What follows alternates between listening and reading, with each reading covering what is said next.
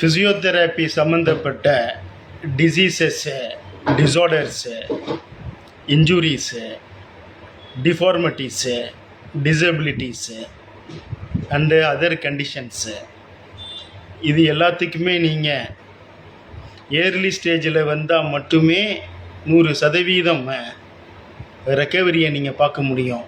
100% recovery can be expected if you come to physiotherapy at early stage. அதை விட்டுட்டு நீங்கள் ஊரெல்லாம் சுற்றிட்டு கடைசியாக நீங்கள் ஃபிசியோதெரப்பிக்கு சிகிச்சை எடுத்துக்கொள்ளும் போது ஃபிசியோதெரப்பி அப்படிங்கிற காலகட்டத்தை விட்டு நீங்கள் வெளியேறீங்க. அப்போ நீங்கள் எதிர்பார்க்கிற ரெக்கவரி இங்கே இருக்காது.